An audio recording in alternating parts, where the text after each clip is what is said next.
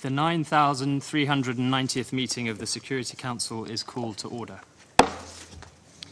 The provisional agenda for this meeting is threats to international peace and security. The agenda is adopted. In accordance with Rule 37 of the Council's Provisional Rules of Procedure, I invite the representative of Ukraine to participate in this meeting. It is so decided. In accordance with Rule 39 of the Council's Provisional Rules of Procedure, I invite the following briefers to participate in this meeting: Mr. Rafi Grigorian, Deputy to the Under-Secretary General and Officer in Charge at the United Nations Office of Counterterrorism, and, as requested by the Russian Federation, Mr. Sergei Chorlin, civil activist. It is so decided.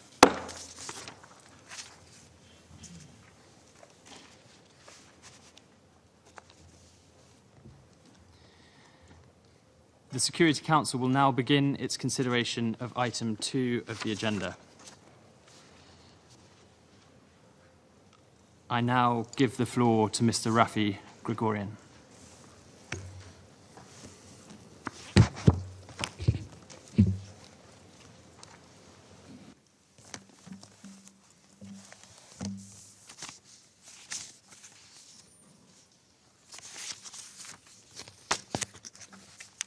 Thank you, Mr. President. Good morning, Excellencies. It is an honor to appear before the Security Council, which the Charter of the United Nations imbues with the responsibility for maintaining international peace and security. This Council has had a long and admirable record of consensus when it comes to the issue of terrorism, including landmark resolutions related to Al-Qaeda in 1998, against terrorism as a whole in 2001, the establishment of a counterterrorism committee, and the series of resolutions against Daesh that set forth practical measures for member states that, as successive reports by the Secretary General have recorded, have helped member states choke off the flow of foreign terrorist fighters to Daesh and reduce its cash reserves. The whole world owes this Council its thanks for these measures. Unfortunately, there has not yet been consensus at the General Assembly on the draft Comprehensive Convention on International Terrorism, including in relation to how the definition of terrorism would precisely apply in situations of armed conflict. When the General Assembly established the United Nations Office of Counterterrorism in 2017, it did so with the clear intention of helping member states implement the General Assembly's 2006 Global Counterterrorism Strategy and other relevant General Assembly and Security Council resolutions related to the fight against terrorism. The General Assembly mandate for UNOCT includes 5 main functions. Number 1, provide leadership on the General Assembly counterterrorism mandates entrusted to the Secretary General from across the United Nations system. Number 2, enhance coordination and coherence across the Global Counterterrorism Coordination Compact entities to ensure the balanced implementation of the 4 pillars of the UN Global Counterterrorism Strategy. Number 3, strengthen the delivery of United Nations counterterrorism capacity building assistance to member states. Number 4, improve visibility, advocacy, and resource mobilization for United Nations counterterrorism efforts. And number 5, ensure that due priority is given to counterterrorism across the United Nations system and that the important work on preventing violent extremism is firmly rooted in the strategy. The General Assembly does not provide UNOCT the mandate to investigate or ascertain the conduct of states and other actors, nor to determine what constitutes an act of terrorism, whether by a state, a group, or an individual. For these reasons, I regret that I have nothing else to contribute to the substance of today's session. What I would note, however, is that both this Council and the General Assembly on several occasions, remarked that compliance with international law, including international human rights law and international humanitarian law, is the bedrock of the fight against terrorism. This includes full respect for all the obligations under the Charter of the United Nations. Any action that contravenes these higher-level legal obligations and moral imperatives undermines the global fight against terrorism. And as the hard-won 8th Consensus Review of the United Nations Global Counterterrorism Strategy by the General Assembly last month showed, when member states speak with one voice, we can make real and meaningful progress in the fight against terrorism. Thank you, Mr. Chairman. I thank Mr. Grigorian for his briefing. I now give the floor to the briefer requested by the Russian Federation, Mr. Sergei Chorlin.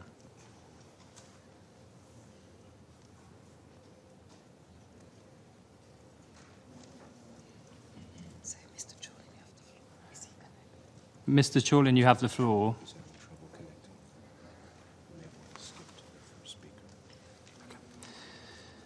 I understand we're having some trouble connecting Mr. Chorlin.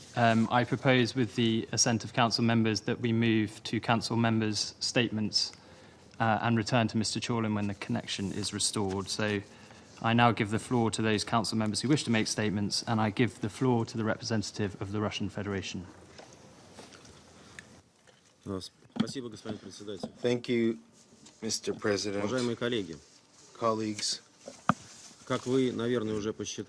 as you've probably calculated, in July under the British presidency, our council has already discussed various aspects of the Ukraine topic 4 times. Furthermore, this is an issue that was discussed in the General Assembly. So it would seem what added value would be to have a 5th meeting this month.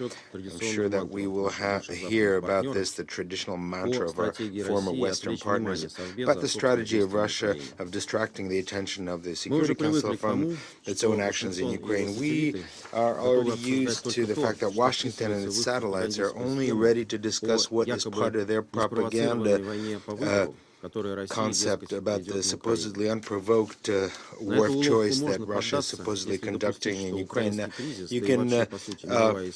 you can follow that ploy if you assume that the Ukrainian crisis, and in fact world history as a whole, began on the 24th of February of 2022. It's satisfying that more and more of our partners understand that that is not the case, and if the world diplomacy truly wants to find a peaceful solution to the crisis around Ukraine, we need to examine all its aspects and all the various aspects of the agonizing Kiev regime. Today, we are precisely suggesting that we discuss a terrorist essence of the Ukrainian regime, which was formed after the bloody anti-constitutional coup of 2014, sponsored by Washington and Brussels. For Russians, as well as the Ukrainians who are not who have not become zombies to the Banderite ideology, this notion doesn't need to be explained. It's obvious.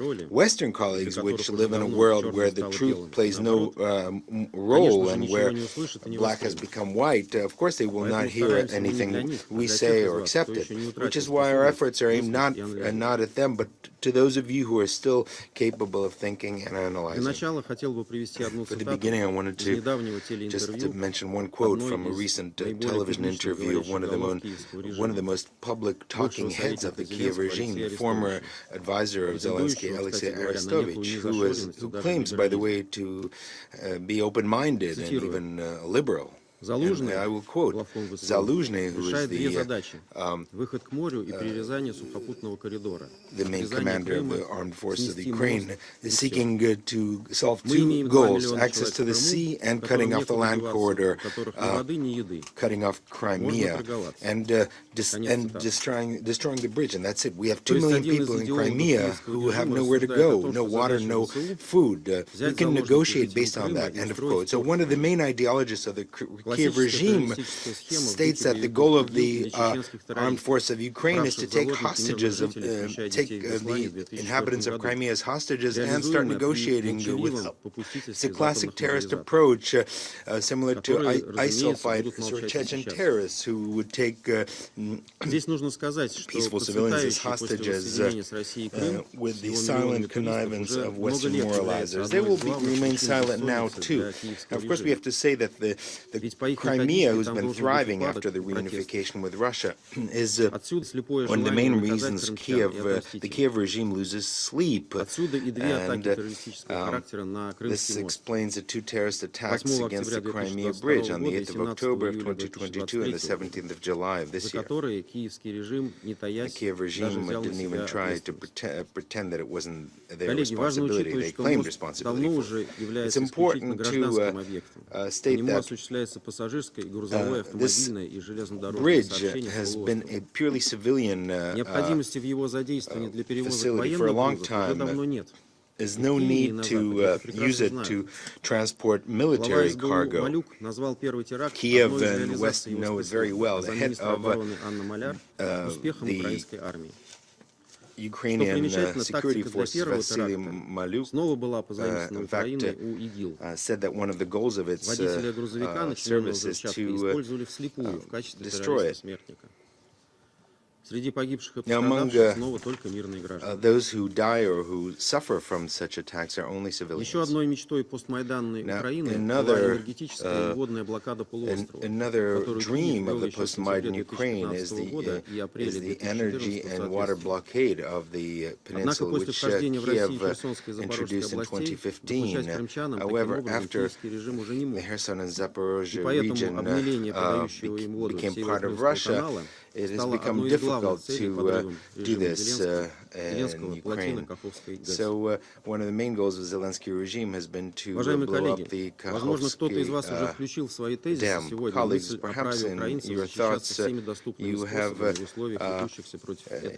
concluded that the Ukrainians can use any means possible to defend themselves. I suggest that you think twice before stating this. The Kiev regime is attacking not so much Russian military infrastructure, rather peaceful cities and targets, sometimes thousands of kilometers from the area of fighting. Also, it is using ISIL methods of individual terror. What kind of military usefulness can be called the shelling of villages in the border regions of Russia? What can justify the cowardly raids by Ukrainian diversionary groups or to shoot children in the back, as happened in the Bryansk Oblast? Or what kind of threat for Ukraine represented Daria Dugina, Vladlen Tatarsky, or Zakhar Prilepin, who were targets of assassination? They weren't carrying arms. The Kiev regime tried to shut them up and to threaten those in Russia who state the truth about what is taking place in Russia. Or what is the point of using drones to attack Moscow and other cities? And that's not even to mention the fact that hundreds of terrorist acts are prevented by our security forces. Just as pointless was the strike on the 22nd of July with the use of cluster ammunition provided by the United States against the civilian automobile with journalists in the Zaporozhye Oblast.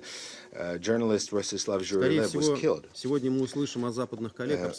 Probably we will hear from Western colleagues comparisons with precision strikes by the Russian forces against the military targets in Ukraine. They're going to say, well, Ukraine is acting this way because Russia is acting this way. This would be blasphemous because, as we have confirmed, the destruction of homes and other purely civilian facilities in Ukraine is not due to our strikes, but rather the fact that anti-air defense weapons are located in civilian houses. For example, the recent strike against the against the cathedral in Odessa, which in fact suffered due to the fact that an air defense missile fell on it, Ukrainian air defense missile. Colleagues, I also want to mention the fact that you shouldn't think that the Kiev regime started using terrorist methods only starting with our special military operation in February of 22. In fact, its terrorist essence became evident immediately after the coup of 2014, when the US and the EU financed and organized the bloody Maidan coup. They understood precisely what kind of forces are coming to power. People like Turchinov, Parubey, Tagnibok, Bili, Beletsky, and other national radicals, extremists, openly use methods of terror to overthrow democratically elected government. The first victims were those who thought different from them, Ukrainian politicians, journalists, and others. On the 18th of February of 2014, radicals organized fires and arson in various buildings occupied by opposition. The same kind of terrorist action approach was used in Odessa on the 2nd of May of 2014. Organized groups of armed nationalists organized a massacre against who they called the Maidan authorities. People were driven into the labor union building, and then the building was set on fire using Molotov cocktails. About 50 people died as a result of the actions of neo-fascists. It would seem that looking at this horrific action, the collective West, who clearly always promotes human rights and the fight against the impunity, would have thought about who had come to power. But no, quite to the contrary, their support for national radicals only grew.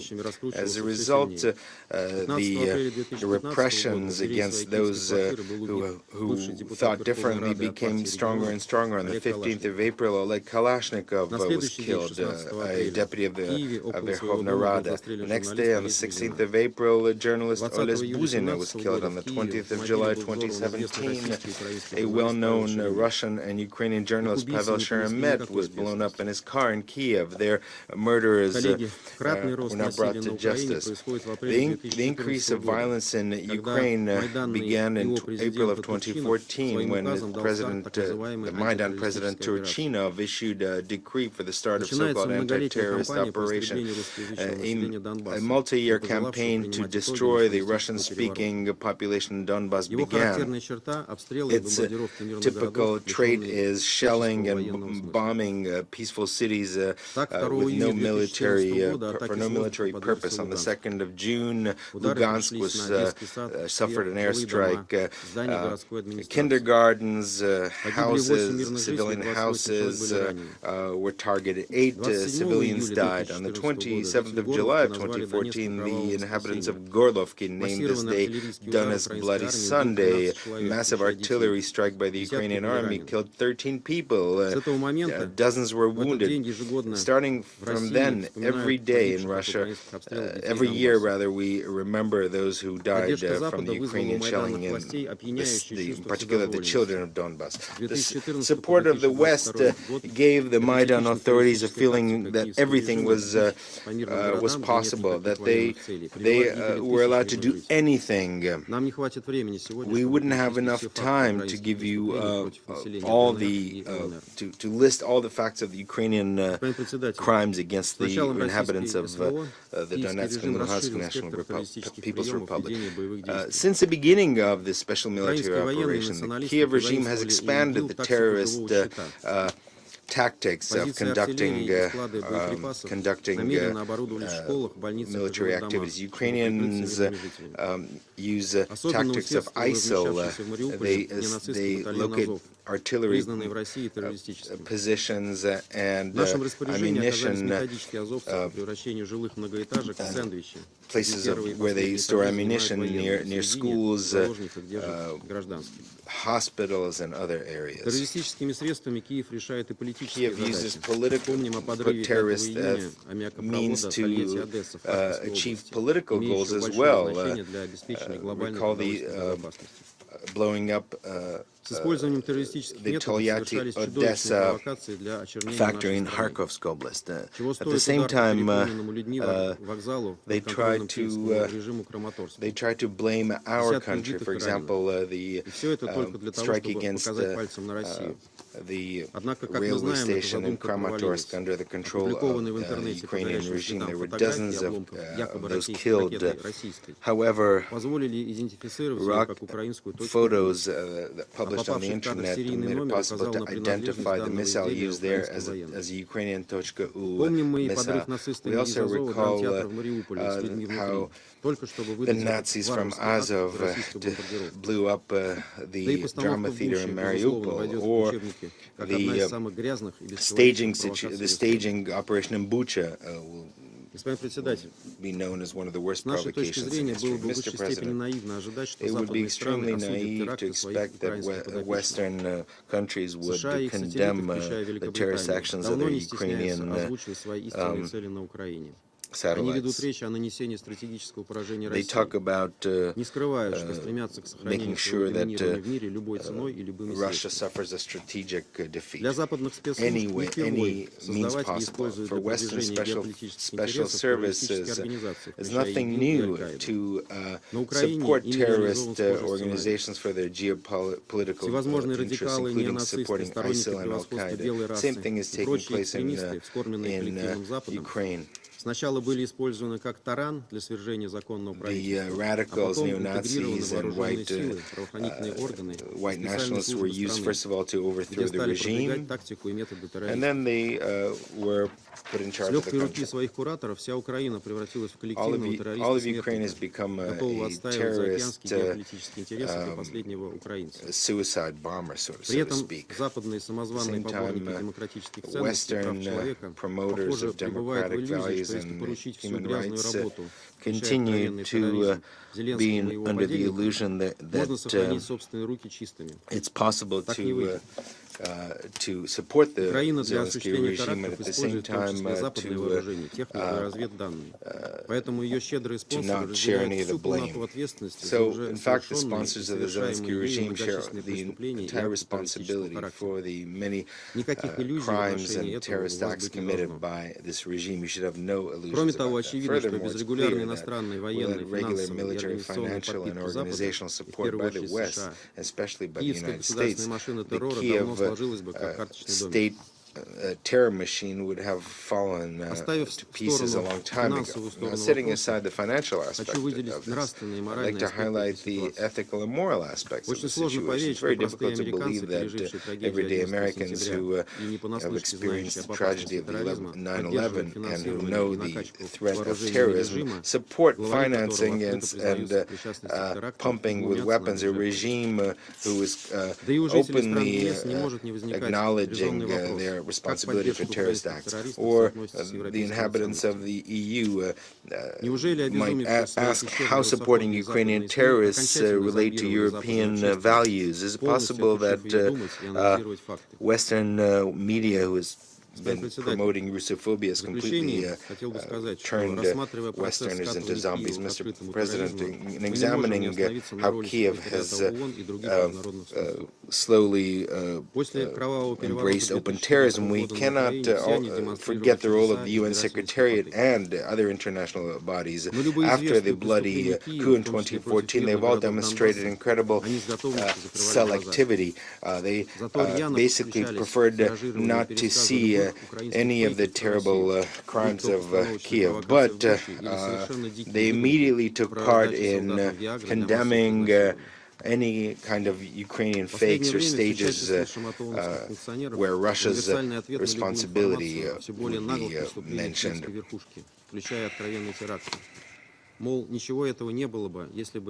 And they keep repeating, none of this would have happened had it not been for the Russian aggression. This, in fact, is a gross shift in ideas. The initial crisis in Ukraine is precisely the geopolitical ambitions of the collective West that brought to power aggressive nationalists who hate everything Russian. Without this, there would have been no need for any special military operations. By refusing increasingly to condemn the more and more horrific actions of the Kiev regime, the UN is basically giving West carte blanche, or rather is giving the Zelensky regime carte blanche for any kind of crimes. As a result, Kiev regime, which is now convinced that it can do whatever it wants, has started using terrorist actions. What will happen afterward? What will happen next? Nuclear, chemical, biological terrorism? Will you continue to remain quiet and blame Russia for everything? We hope that the leadership of the UN Secretariat will show impartiality and independence and will show courage in objectively assessing the actions of the puppet Kiev regime, because using terrorist methods by Ukraine is a factor that only worsens the crisis and only further pushes away the possibility of peaceful resolution. Thank you. I thank the representative of the Russian Federation for their intervention. It appears we have now restored the connection with our briefer, the briefer requested by the Russian Federation, Mr. Sergei Chorlin. So with the consent of council members, I propose we return to Mr. Chorlin for his briefing. Mr. Chorlin, you have the floor.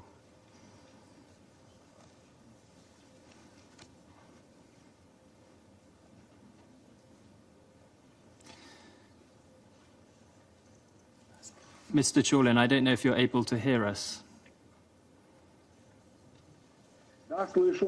Yes, I can hear you. You have the floor.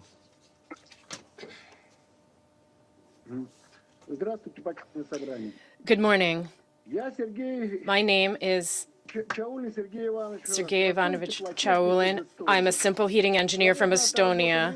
In my free time, I was involved in human rights activities back home. I was fighting for the right to freedom of assembly, freedom of speech, for the right to receive an education in one's native language. I defended traditional family values that my parents had taught to me back in Soviet times. And for all of this, on February 14th of this year, I was denied the opportunity to even call my lawyer or my relatives and friends and was deported from Estonia. The Estonian authorities, in doing this, violated all possible international norms and agreements regarding stateless persons. I had an alien's passport. I was a stateless person,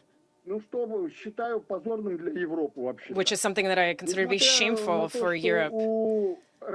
Despite the fact that the Russian side did not have any obligations to host me, I was hosted and received in Russia. Initially in St. Petersburg, I was put up in a hotel.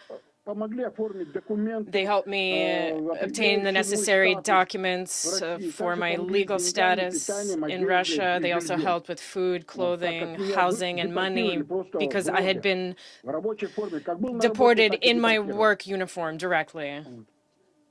And because I ended up in another country, I began looking for different sources of information in order to understand what was going on. Because in Estonia and in Europe, they say one thing, whereas here in Russia, what we hear is completely different. And that's how I ended up at an event with military correspondent Vladlen Tatarsky, which was held on April 2nd of this year in a cafe in St. Petersburg. When I arrived at the event, I took a seat close to the stage in advance so that I could meet maybe those who were participating in the event. Because for me, a military correspondent was something new. I'd never even seen a military correspondent before with my own eyes. There were many people at the event. And it was a very warm, friendly atmosphere. There were even some fans there of his who knew his work very well. There was one young woman there who said that she had written the military correspondent many letters, sent him her pictures. He recognized her. She asked if she could bring a special present up to the stage, and the military correspondent said yes, and so they brought out a bust of Vladlen Tatarsky himself. Everyone liked the gift very much. It was painted gold. The young lady was thanked. She was giving a standing ovation, and after this, I invited her to take a seat right next to me up front. There was a free seat, and I invited her to sit there. A few seconds later, there was an explosion.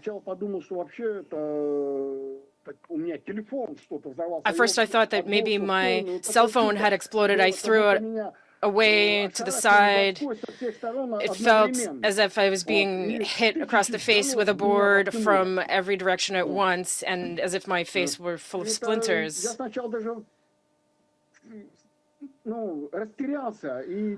At first, I was in shock. I was completely at a loss. I had no idea what had happened. I thought that the ceiling was about to collapse. The room was filled with smoke. It was impossible to see anything. There were two women next to me.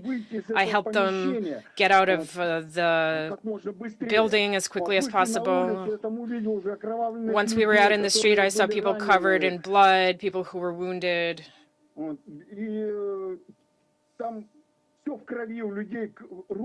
Everyone was completely covered in blood, especially their faces.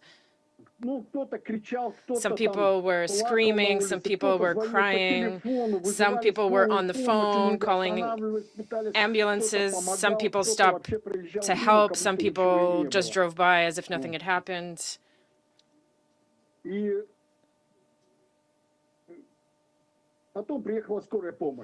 Then the ambulance arrived. They helped everybody sit down right there in the street, began giving them first aid.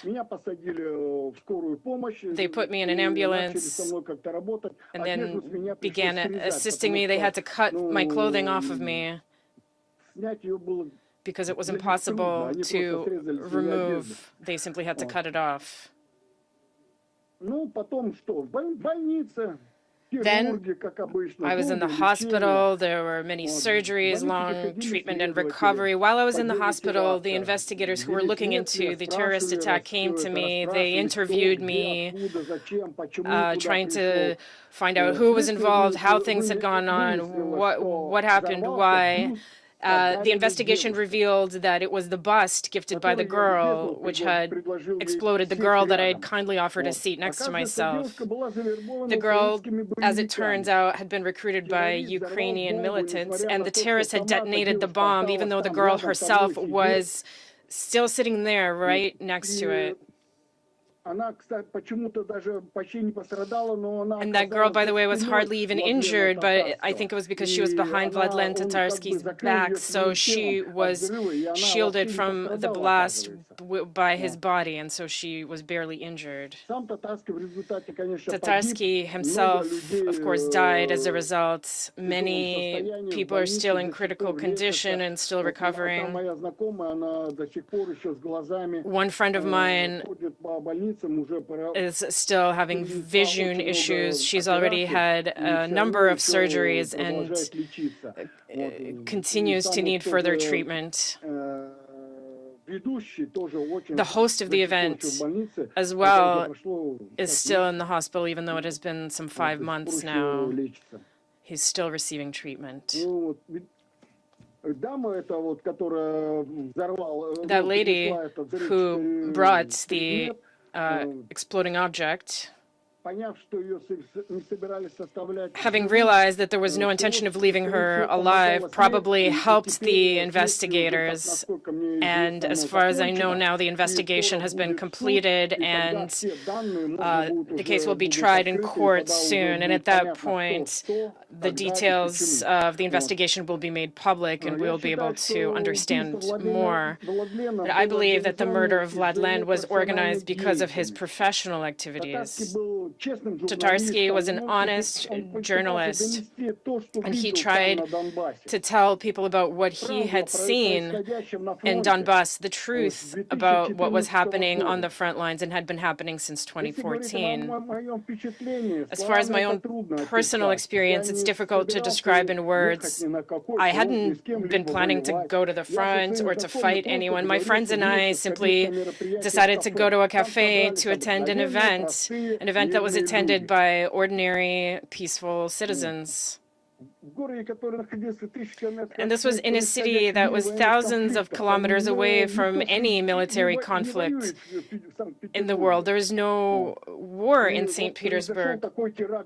And yet there was this terrorist attack claiming victims. And now I understand very well the people who survived the terrorist attacks in Pushkinskaya Square in Moscow in 2000, or on Senaya Square in St. Petersburg in 2017, or on September 11, 2001 in New York, when so many people died because of a terrorist attacks. But unlike U.S. authorities, who then drowned an entire country, Iraq, in blood and killed more than 1 million of its citizens because of this, Russia is investigating this incident and trying to punish those directly responsible for what happened. I'm not a vengeful person, but I would very much like to see not only those who carried out the attack be punished, but those who gave it, who ordered it as well, those who prepared the attack, and those who recruit these good-looking young women to carry out such acts. Terrorist acts must be condemned by the global community and international organizations, and measures must be taken to punish both the perpetrators as well as those who give them their orders. In conclusion, I would also like to thank the surgeons who treated me and who patched me up so well that you can hardly tell that I was less than a meter away from the epicenter of a blast. So thank you so much to the doctors who helped me get back on my feet. Thank you. I thank Mr. Chaulin for his briefing. We will now return to the statements of council members. I give the floor to the representative of Albania. Thank you, Mr. President. Let me thank USG Gregorian for his briefing. And let me say from the very start, our position has been and remains crystal clear. We denounce any and all acts of terror anywhere, anytime, and by anyone. And our actions and policies in this respect speak way more than our words. Mr. President, out of I don't know how many, I have lost count, Security Council meetings called by Russia to push its distorted narrative about Ukraine, this one, at the last day of the UK's remarkably handled presidency of the Council, doesn't stand as particular. It is in the same vein of déjà vu. We deplore that Russia has turned the Security Council a place where it tries to sell every ludicrousness on what has been, is, and will remain for as long as it goes on, an unjust, unjustified, and inexcusable war of choice. We should not be trapped into an artificial discussion, the chicken and egg style, because everything that happens in Ukraine, including what we hear in this chamber on the matter, is a consequence of that war. Had there been no aggression, we would not be here to deplore its consequences. This is why all these meetings continue to have in common two features. They are part of the same usual propaganda, and they cry a lack of credibility. Because as per today's topic, calling Ukraine's defense a terror is as credible as one Minister Lavrov made a packed room in New Delhi laugh by saying that Russia was trying to stop a war initiated by Ukraine. By calling meetings after meetings to disinform, Russia is taking our time. It is misusing the Council resources for such purposes. It has lowered the bar by inviting militants and propagandists, including in some cases entertainers disguised as briefers, and no offense to Mr. Charling and his personal account today. While this course has not changed anything on the ground or in the understanding of the war, it has contributed to making noise, the kind of noise that is regrettably eroding further the credibility of the Council and used as an excuse to hinder the UN and its bodies to properly do their work and discharge their responsibilities. But truth cannot be hidden, facts cannot be altered, and a narrative destined to brainwash domestic opinion and mislead the world is doomed to fail. And as we know, it has not changed the core issue. Russia is the aggressor. And there is so much to say about this, and I have 3 specific questions. I would very much like to know, what is the purpose of throwing missiles in the middle of the night into apartment buildings and residential areas, if not to terrorize people? What is the definition of the use of Iranian kamikaze drones that end up destroying schools, kindergarten, and health facilities? How does one call the vicious obstinacy of attacking to deliberately destroy power generation installations in the midst of winter, if not to terrorize the population, freeze it to death, and submit it to surrender? Therefore, for us, and I hope for many, there is no doubt who is using terror in this bloody war, who is responsible for its terrible consequences, and who should be held accountable. There is no doubt either on who is violating the UN Charter and the international law as clearly and unquestionably determined by the UN General Assembly. This is the issue which should have been the primary preoccupation of the Security Council if it were not paralyzed and held hostage by a permanent member in a blatant conflict of interest. Mr. President, the world is witness of the fact that Russia is using every method to put Ukraine on its knees. It has instrumentalized religion. It has attacked Ukraine's culture and has assaulted its identity. It has weaponized gas and has also, again, turned against food. In a desperate and regrettable move, Russia went back to the crime scene and killed the grain deal, the one it had agreed to, showing once more that agreements mean little for Russia when breaking them suits its interests. Further, to consolidate its gains, now Russia is bombarding on a daily basis Ukraine ports in an effort to make impossible any future exports of grain from Ukraine. So let me end with this. When you know very well, and we have been there already, that preventing the grain exports from one of the breadbaskets of the world, Ukraine, would worsen the world situation, would lead to increased prices, would make it harder for millions to afford their daily bread, would make the poor go hungry, would cause the death of innocent people who do not need to die from hunger. Isn't this some kind of terror? Just a thought, and I thank you. I thank the representative of Albania for his statement. I give the floor to the representative of Switzerland. Mr. President, Switzerland contests the pretext under which today's meeting has been convened. Moreover, we believe that this meeting is detrimental to the effectiveness of the Council's work. Russia's military aggression against Ukraine is a serious violation of international law. Switzerland condemns this act in the strongest possible terms. The promotion of international humanitarian law and respect for all its rules is a constant feature of Swiss foreign policy. In particular, the principle of distinction, proportionality, and precaution must be imperatively respected in the conduct of hostilities by all parties and in all armed conflicts. The parties have an obligation to protect civilians and persons hors de combat. In this respect, we are appalled by the serious violations of international humanitarian law committed in the course of this war. We recall that Russia is not only at the origin of the military aggression against Ukraine, but that credible reports show that it is also responsible for the vast majority of violations of international humanitarian law during this conflict. Mr. President, with the adoption of a General Assembly resolution last February, over 140 countries reiterated their call on Russia to withdraw its troops from Ukrainian territory. More than 140 states spoke out in favor of Ukraine's sovereignty and territorial integrity, and in favor of respect for international law, in particular the United Nations Charter. They committed to peace, so that the search for a diplomatic solution can continue. We urge Russia once again to de-escalate the situation, cease all of its hostilities, and withdraw its troops from Ukrainian territory without delay. I thank you. I thank the representative of Switzerland for his statement. I give the floor to the representative of Ecuador.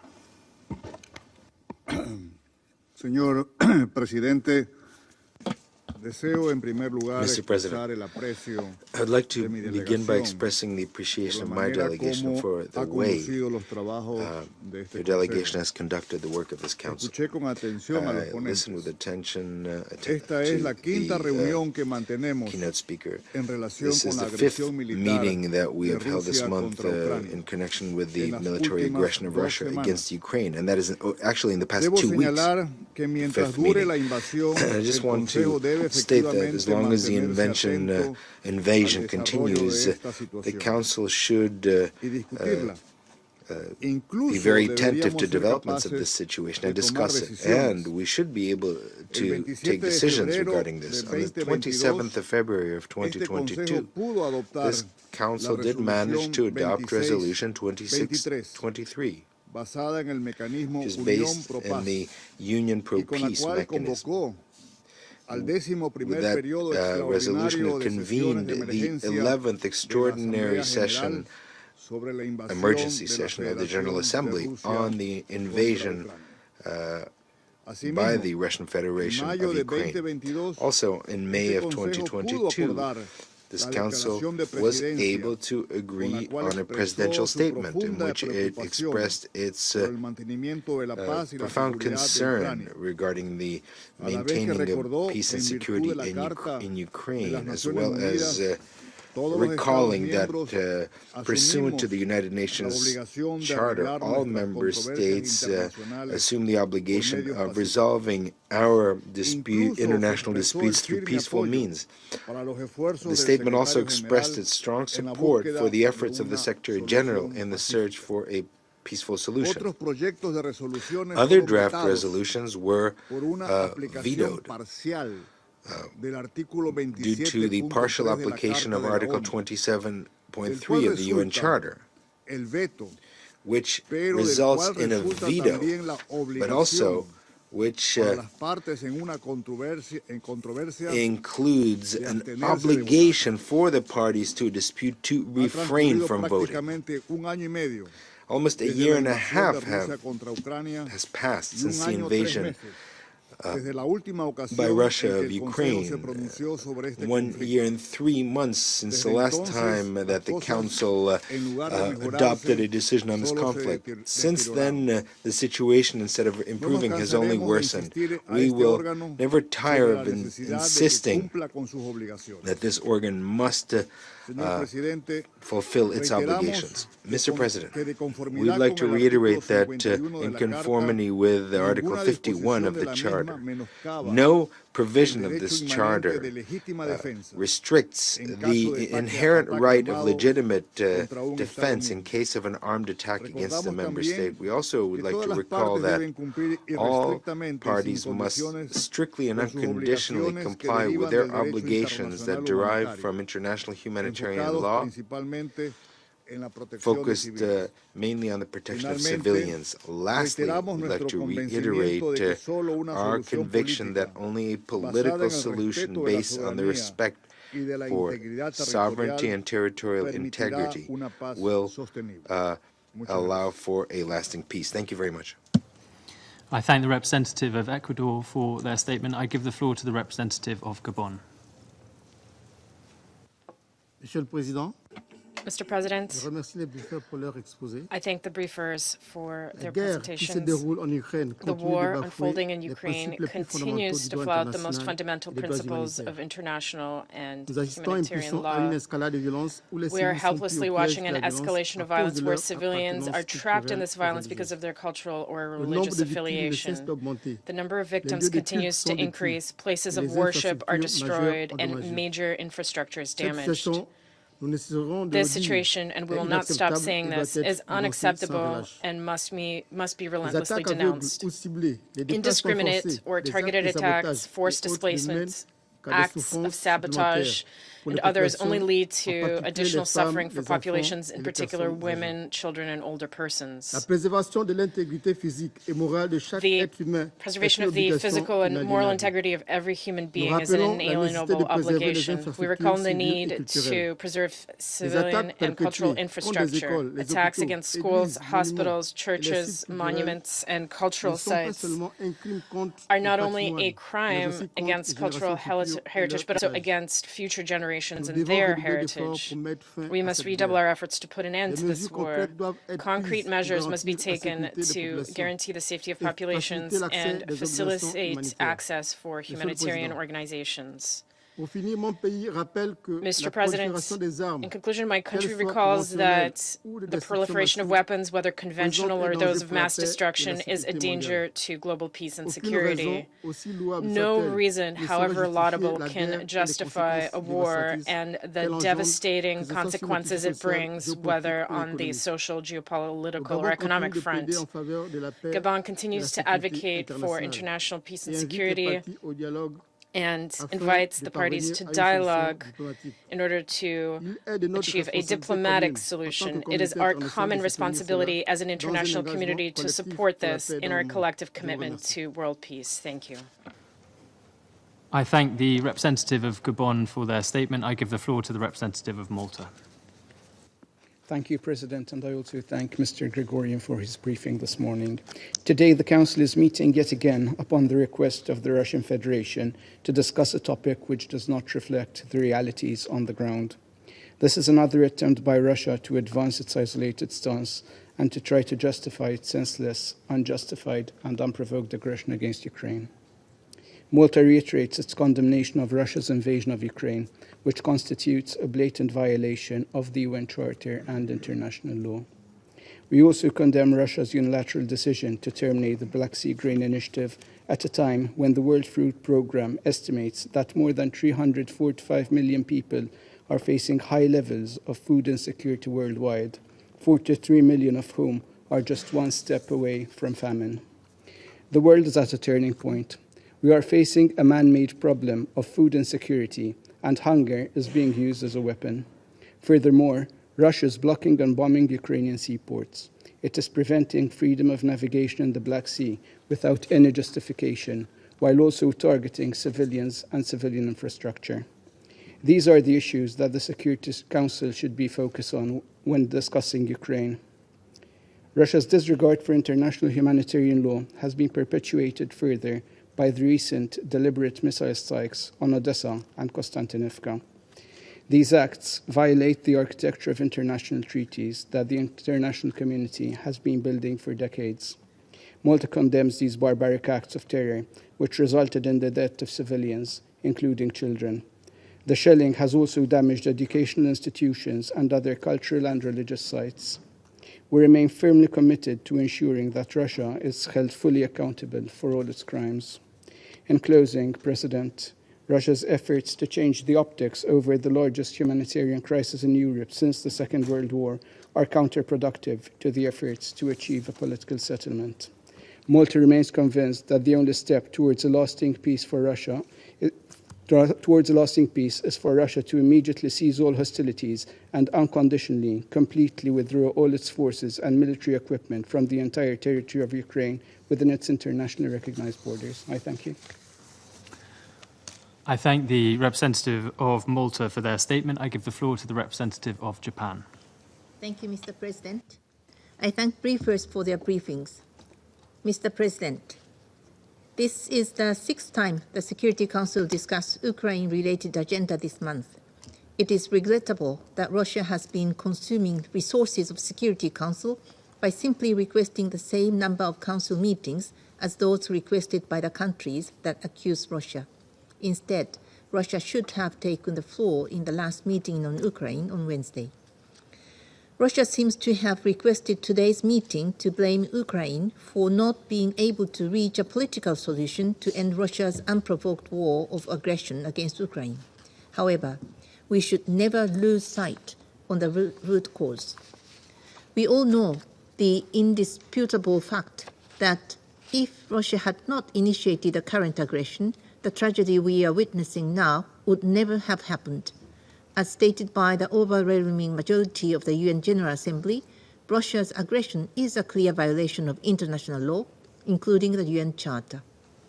Mr. President, there are calls for political solution for peace. Diplomatic solution cannot be achieved by inflicting damage to one side. Peace prevails based on justice and principles of the UN Charter in order for it to last. Russia must stop its hopeless attempt to deceive the international community. It will never justify its outrageous act.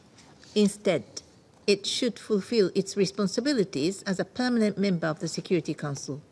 The Russian Federation should withdraw all of its troops and military equipment from Ukraine and respect Ukraine's independence, sovereignty, and territorial integrity within its internationally recognized borders. I thank you, Mr. President. I thank the representative of Japan for their statement. I give the floor to the representative of the United States. Thank you, Mr. President. And thank you, Mr. Gregorian, for your briefing. We regret that this meeting called by Russia today makes a mockery of UNOCT's important work countering terrorism, and that Russia continues to abuse its position on the Council to lie, distract, and mislead. Mr. President, listening to Russia's remarks today, some might be confused about who is the aggressor and who is the victim. Since the beginning of Russia's brutal, full-scale invasion of Ukraine, the international community has been clear. Over 140 countries have repeatedly condemned the Russian Federation for its aggression against Ukraine and demanded that Russia withdraw its military forces from Ukraine's internationally recognized territory. We've listened carefully to Russia's remarks, and it's clear that its efforts to divert from the core issues at hand are a transparent ploy to distract from its own aggression. Over the weekend, Russia again resorted to irresponsible nuclear rhetoric. Russia also announced the stationing of tactical nuclear weapons in the territory of Belarus, further aggravating an already dangerous situation. Russia's complaints about the impacts of a war it began should remind us all of a simple truth. This war would end today if Russia withdrew its forces from Ukraine's sovereign territory and abandoned its relentless, brutal attacks against Ukraine's cities and civilian infrastructure. Until that day comes, the United States will continue to offer all full support for Ukraine's self-defense and for the principles of the UN Charter. Thank you. I thank the representative of the United States for their statement. I give the floor to the representative of Ghana. Thank you, President, for giving me the floor. I also thank Mr. Gregorian for his briefing. We have also listened to the views expressed by Mr. Sergei Shaulin. At the outset, I reiterate Ghana's position against all acts of terrorism, wherever they occur, and by whosoever the perpetrators may be. Terrorism, as we know, is a canker to any society. We therefore reaffirm our support for accountability for any acts of terrorism that are duly established. The information provided must therefore be properly investigated if the conclusions being proposed are to be shared. My delegation is also mindful of the context of the ongoing aggression against Ukraine and the principles of international law and the Charter of the United Nations, which affords Ukraine a right to self-defense against an existential threat to its independence and sovereignty. Ghana, however, continues to be deeply concerned that the prospects for peace in Ukraine remain starkly dim, with the parties now heavily invested in a fierce military contest. It would appear that the strong appeal for military win over any other resolution is the only common denominator between the parties at this time. Regretfully, the calls for peace continue to go unheeded, and the chances of sustainable peace are reduced by the events of each passing day. As we have always maintained, nothing justifies the extensive destruction of the war and the accompanying civilian casualties now running into the tens of thousands. Characteristically, innocent citizens, especially the women and children, continue to pay the highest price of the war. In parallel, the global economic repercussions caused by the war continue to visit situations of hardship and instability on many populations already faced with socioeconomic difficulties.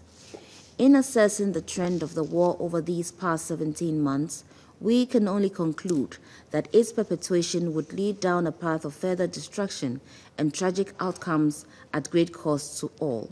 Accordingly, my delegation wishes to reiterate the following 4 points. First, the rules and principles of international law must be respected and upheld by all states and applied in a consistent manner. A selective application based solely on the convenient choices of states weakens the international legal order as well as the protection that it affords to ordinary and vulnerable citizens, and diminishes our ability to protect present and future generations from the scourge of war.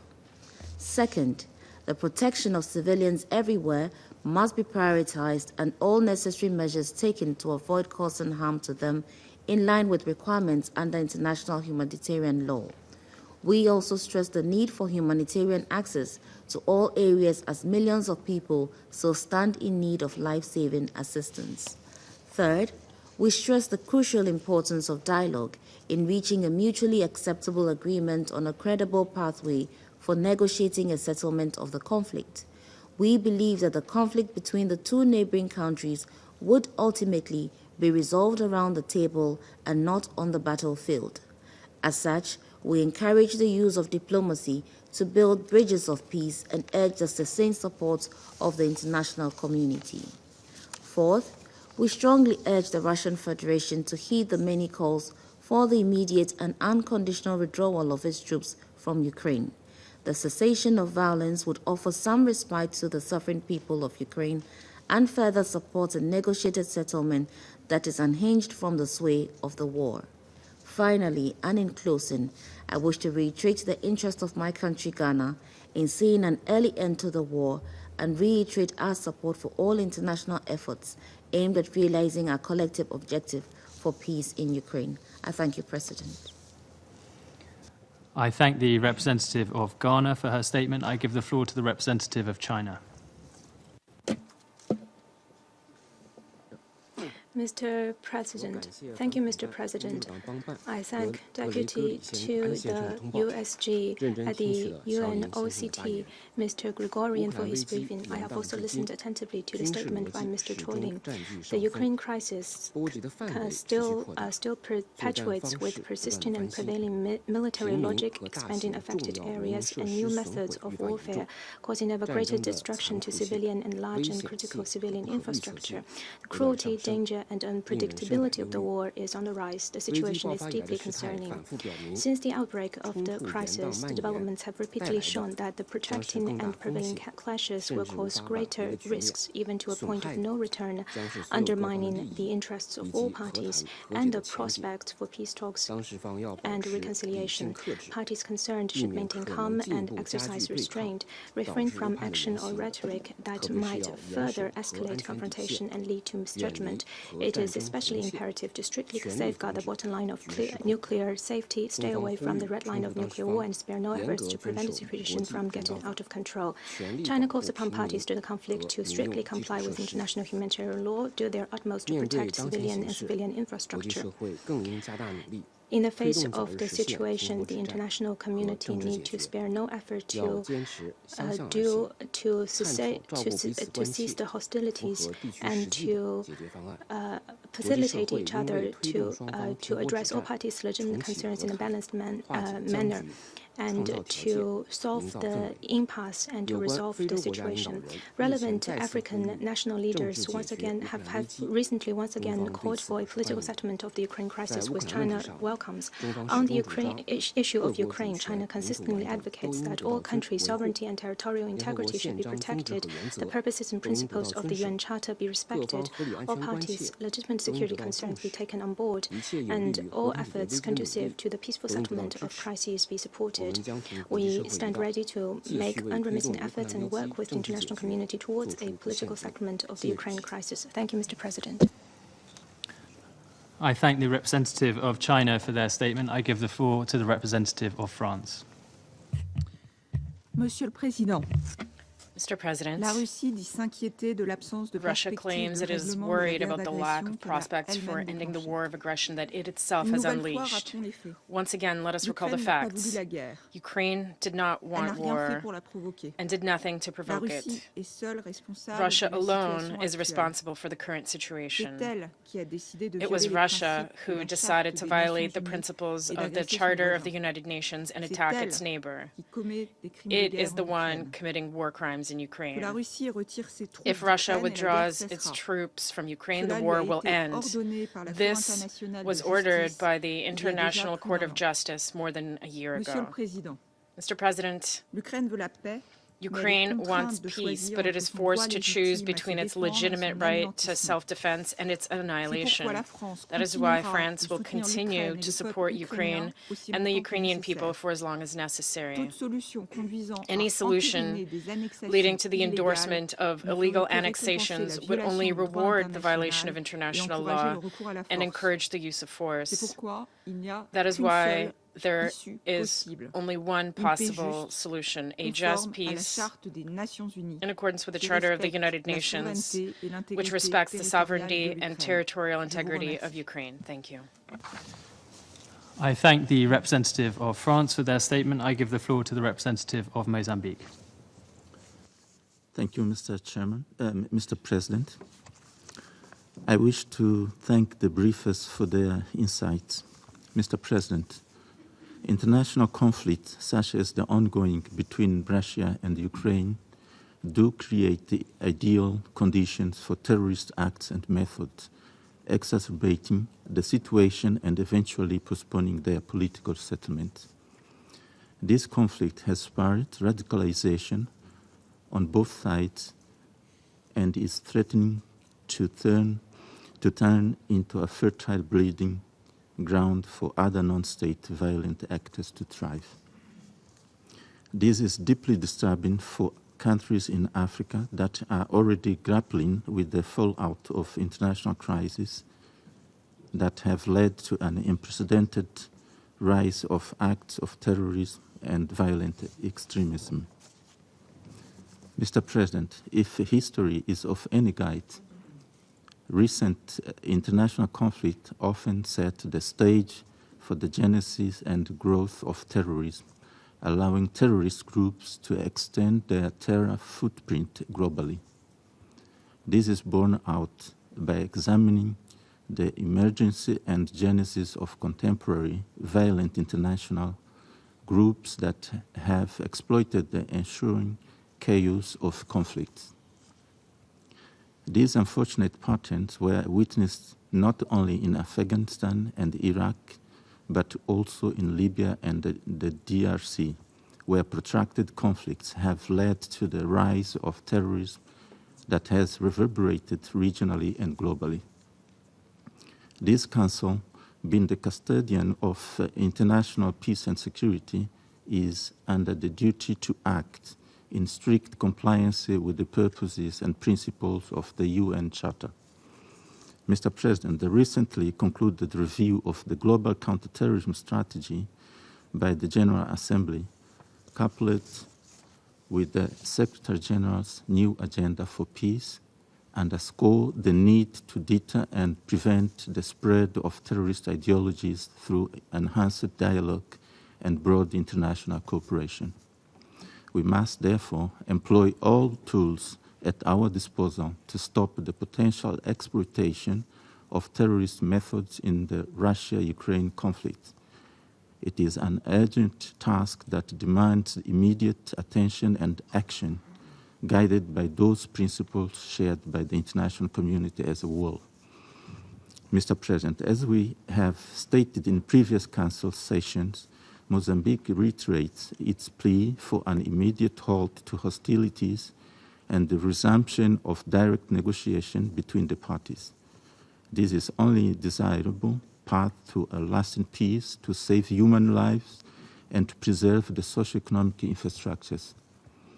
We further emphasize the importance of considering various peace initiatives, including those proposed by African countries, in resolving this conflict, as repeatedly emphasized during the recently concluded Africa-Russia summit. We advocate a comprehensive, multifaceted approach that can address not only the symptoms, but also the root cause of this unfortunate confrontation. We must also seek the swift application of diplomatic pressure backed by the international community to ensure the respect for independence, territorial integrity, and sovereignty of all states. Let us remember the solemn pledge inscribed in the preamble of the Charter, and I quote, to save succeeding generations from the scourge of war, which twice in our lifetime has brought untold sorrow to mankind. In conclusion, let us therefore not be remembered as the Council that observed and deliberated, but as the Council that acted when action was required the most.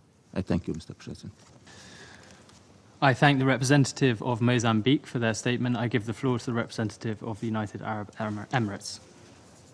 Mr. President, I would like to thank Mr. Gregorian for his informative briefing, and we listened carefully to Mr. Challen. 18 months into the war, there is no sign of it abating. We reiterate our deep concern with the continuing conflict and its impact on civilians, including those in different regions of the world.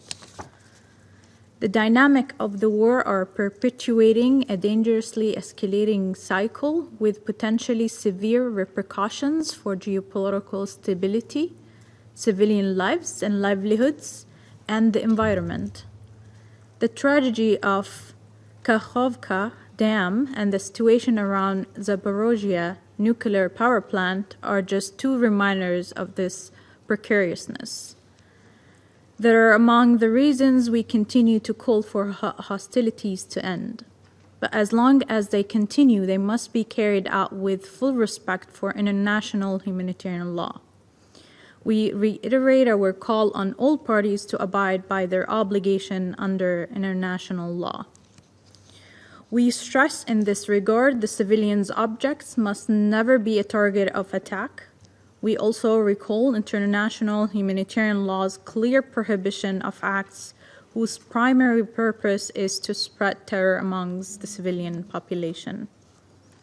Mr. President, throughout this conflict, there have been efforts to help bring it to a conclusion and to mitigate its impact on people in Ukraine and elsewhere in the world.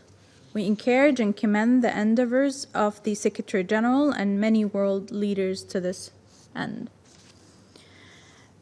This diplomacy has contributed to several humanitarian initiatives, including prisoner of war exchanges and most notably the Black Sea Grain Initiative and MOU on Russian fertilizers and food products. We encourage all relevant actors to engage with a pragmatic and constructive spirit, such as that which led to the Black Sea Grain Initiative and MOU on Russian fertilizers and food products a year ago in Istanbul. This engagement could again mitigate the impacts of the conflict and eventually end the conflict itself. Mr. President, it is time to redouble efforts to achieve a just, sustainable peace in Ukraine, in line with the UN Charter, and which respects Ukraine's sovereignty, independence, and territorial integrity. Finally, as this is the last meeting of Council for July, I would like to conclude by congratulating the United Kingdom for its presidency this month, and we look forward to supporting the United States during presidency in August. Thank you. I thank the representative of the United Arab Emirates for their statement. I give the floor to the representative of Brazil. Thank you, Mr. President. I thank Mr. Gregorian for his briefing. Last week, Brazil has warned once again that the continuation of hostilities is causing ever-increasing human and material losses. Preventing further destruction is a common responsibility of the parties and all member states under the United Nations Charter. Deliberate attacks against civilian targets are illegal under international humanitarian law. Brazil reiterates its call on all parties to refrain from actions that may result in more fatalities, and in further damage to civilian infrastructure, including port facilities, transportation, schools, hospitals, and places of worship, and raise the costs of reconstruction.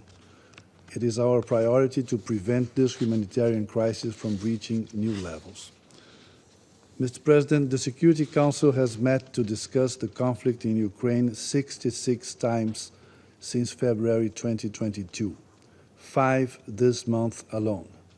We regret other urgent situations such as Sudan, the Sahel, and Palestine are not given adequate consideration.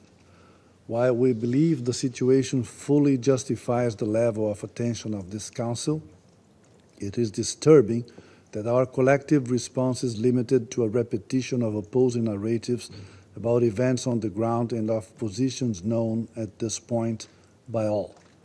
It is regrettable that dialogue, the only way to lasting peace, remains blocked and that no advancements towards this end is in sight.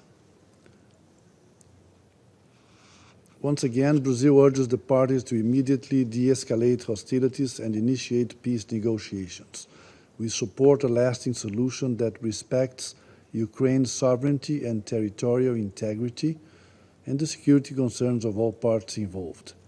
Ending the fighting, achieving a lasting peace, and preventing new conflicts is our common responsibility, not only regarding the world now, but also future generations. Thank you. I thank the representative of Brazil for their statement. I shall now make a statement in my capacity as the representative of the United Kingdom. Colleagues, over 100 years ago, Sigmund Freud came up with a psychological concept called projection. It involves denying negative characteristics and behaviors of your own self and falsely attributing them to others. It is often done deliberately as part of a strategy of blame shifting, or it can be indicative of various types of dysfunction. Colleagues, Russia's claim that it is Ukrainian aggression that is in any way responsible for the ongoing war in Ukraine is absurd. It is a projection of the behavior of the Russian state itself. There is only one aggressor in this war. We have all seen hundreds of thousands of Russian troops invading that sovereign country, illegally and unprovoked. We all know that the right to self-defense in those circumstances is enshrined in the UN Charter. Russia has carried out relentless attacks on civilian infrastructure, including homes, schools, hospitals, and, as we saw last week, places of worship. Russian forces are responsible for horrific atrocities on the ground. It is Russia that has been condemned by the Secretary-General for committing grave violations against children. It is Russia that made the unilateral decision to end the Black Sea Grain Initiative despite widespread calls from the international community, including the Pope and the leaders of the African Union, for Russia to renew the deal. And it is Russia that is sending thousands of its own young men to their deaths. Estimates suggest that more than 200,000 Russian soldiers have been killed or injured in Ukraine. Russia is inflicting terror on the Ukrainian people, and in parallel, it is inflicting suffering on its own population and millions across the world. In the face of this, Ukraine has no choice but to exercise its UN Charter right to defend itself. It is fighting a war of national survival and defending the right of all nations to live without fear of aggression. The only path to a sustainable peace in Ukraine is for President Putin to end his illegal invasion, withdraw his troops, and thereby demonstrate that he is prepared to engage on terms for peace that respect the UN Charter. Russia started this war, and Russia must end it before they cause any more suffering. I resume my function as President of the Council. I now give the floor to the representative of Ukraine. Thank you, Mr. President, distinguished members of the Security Council. I also recognize here the representative of Russia in the permanent seat of the Soviet Union. Let me thank Deputy USG Grigorian for his briefing. The Security Council has gathered today to address threats to international peace and security. Ukraine firmly reaffirms its unwavering commitment to safeguarding global peace and security, which we have consistently demonstrated including over the past 9 years since the start of Russia's aggression. We fearlessly confront the Russian aggressor state, whose actions pose a substantial threat to stability in the region and worldwide. It is crucial to remember that Russia's testing of international law long predates its invasion of Ukraine in 2014. Lack of the world's adequate response to Russia's invasion in Georgia back in 2008 only encouraged Moscow to escalate further based on this dangerous precedent. This historical example underscores the importance of not allowing illegal actions to go unpunished, as they tend to recur with greater force. Indecisiveness or delays in addressing such misconduct pose a genuine risk to international peace and security. The world's failure to restrain Russia then was due to misguided beliefs in its power and the myth of the world's second army. Today, Ukraine dispels these myths, proving that evil can only be stopped by force, not mere talk. Distinguished members of the Security Council, Russian aggression against Ukraine presents the gravest threat to international peace and security. But as dangerous is reluctance of the world to employ force and accountability mechanisms to stop the aggressor. Ukraine remains steadfast in its pursuit of liberating its sovereign territory within internationally recognized borders and freeing our citizens from the horrors of Russian occupation. This endeavor is not just a right, but also a duty, an obligation to protect fellow UN members from similar ordeals. Working in collaboration with the UN structures, the ICC, and other esteemed international bodies, Ukraine will keep gathering evidence of Russian crimes. All those responsible for the crime of aggression, war crimes, and crimes against humanity will be held accountable. It is a matter of primary interest and responsibility of the international community.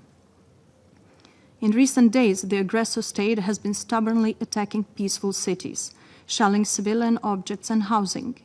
This morning, regions of Ukraine were shelled again: Kryvyi Rih, Kherson. Residential buildings and university building across roads were hit. Among killed people, a 10-year-old girl. This is terrorism against peaceful cities and people. As President Zelensky said, I quote, "But this terror will not frighten us or break us. We are working and saving our people. Each new Russian act of terror increases only the amount of reparations that Russia will pay for its crimes, not the chances of the occupiers to stay on our land." End of quote. Mr. President, when evil faces defeat, it behaves exactly like the representative of the Russian delegation in this chamber. It often resorts to manipulation, trying to portray itself as a victim. It persistently mocks the mandate and procedures of this council. All this because the Russian Federation is losing the war it has launched against a sovereign, independent, and democratic country that stands firmly in defending itself and will do so as long as needed for a victory in the war, which means liberation of our entire territory from Russian occupiers, full restoration of Ukraine's sovereignty within internationally recognized borders, and return of all Ukrainian citizens captured by Russia.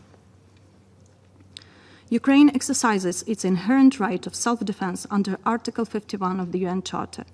The delegation of Ukraine has officially stated this at the Security Council meeting on 25 February 2022 and notified the United Nations of this statement, circulated further as the Security Council document S/2022/183. Distinguished members of the Security Council, these days we are commemorating the victims of Olenivka, brave prisoners of war who tragically lost their lives at the hands of Russia on the solemn day of July 29th, just a year ago. As we reflect on the lives lost, we are reminded that there can be no other course of action but to ensure the aggressor is held accountable and brought to justice. Their memory inspires us to seek the rightful retribution and find the appropriate punishment for those responsible. Recognizing evil's weakness is crucial, and we must resist the temptation to extend a hand of compromise. If evil is pardoned or inadequately punished, it will resurface with even greater ferocity, seeking revenge for its perceived humiliation. We cannot afford to display weakness or stop halfway. Russian Federation will face full and just punishment. I thank you. I thank the representative of Ukraine for their statement. There are no more names inscribed on the list of speakers. Before adjourning the meeting, as this is the last scheduled meeting of the Council for the month of July, on behalf of the delegation of the United Kingdom, I would like to express our sincere appreciation to the members of the Council and to the Secretariat for all the support they have provided us, including the technical support team, conference service officers, interpreters, verbatim reporters, and security staff. As we end our presidency, I know I speak on behalf of the Council in wishing the delegation of the United States all the best for the month of August. The meeting is adjourned.